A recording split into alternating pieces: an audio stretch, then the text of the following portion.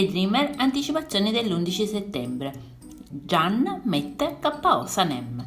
Questa puntata Sanem, dopo aver raccontato a JJ che Mirré prima l'ha minacciata, poi si è scusato donandole una rosa, entrambi concordano nel rimanere allerta per mascherarlo, giacché il suo comportamento non li convince. Subito dopo Sanem va nell'ufficio di Jan, gli dice che può aiutarlo in tutto ciò che vuole, perché lei non indossa maschere, che tutto ciò che conta per lui è prezioso per lei. Aggiunge anche di lei si può fidare, alludendo al fatto che vigilerà su coloro che vogliono fargli del male. Intanto Osman giunge a Maridotto nel luogo delle riprese. Il regista non è contento degli altri attori e dopo aver visto Osman dice che ha trovato quello che voleva senza aver bisogno del trucco. JJ sente che Mirré sta parlando a telefono con Eileen, avverte Sanem e decidono di seguirlo in taxi. Giungono in un locale, ma in realtà a un certo punto si accorgono che la donna seduta con Mirré non è Eileen. I due vengono scoperti da Mirré, che comunque crede poco alla scusa che siano lì per mangiare. In ufficio arriva Seida e parla con Jean, portandogli in regalo una macchina fotografica fantastica, che Jean dice però di non poter accettare.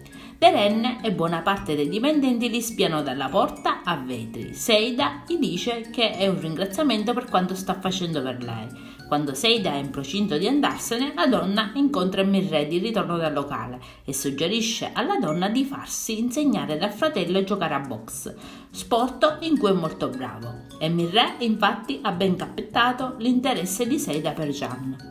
Poco dopo, Mirré, entrata in agenzia, vuole parlare con Sanem. Le dice che sua sorella l'ha cambiata, ma Sanem gli ribatte che ancora non si fida di lui.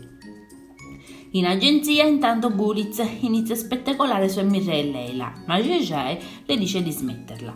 Sanem, intanto, sentendo che Jean incontrerà Seida in palestra, chiama Jan per raggiungerla e chiede a JJ di occuparsi del suo lavoro in agenzia. In palestra Sanem e Jan cominciano a occuparsi a fondo delle pulizie, mentre gli ospiti della palestra utilizzano gli attrezzi. A un certo punto individuano Jean e Seida che fanno l'esercizio l'uno accanto all'altra, e a Jan le chiede chi sia quella donna. Sanem le spiega che si tratta di Seida, la definisce un piranha che è attirata dal profumo di Jean e di nascosto continuano a spiarli.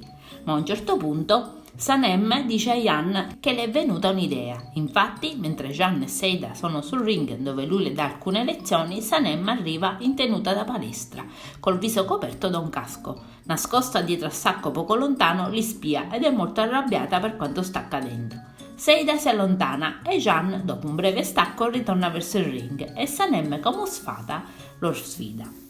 Lui, che ha capito tutto, prima fa il prezioso e poi condiscende. Appena sale sul ring, Sanem gli si scaglia addosso arrabbiata e lui, divertito, le chiede il motivo. Poi la provoca, la trascina con sé al tappeto e le toglie il casco. Lei gli dice che è solo l'inizio e proprio mentre stanno per baciarsi vengono interrotti dai giornalisti sopraggiunti per l'intervista. Jean chiede poi a Sanem se sia venuta per l'intervista. Lei spiega che si tratta di una coincidenza. Il giornalista chiede a Jean se pensa al matrimonio. Lui gli risponde che sta cercando di capire cosa sia importante per lui in una donna, per esempio anche il suo odore. Adesso non ci resta che guardare l'episodio. Io vi saluto e vi aspetto al prossimo video. Bye bye!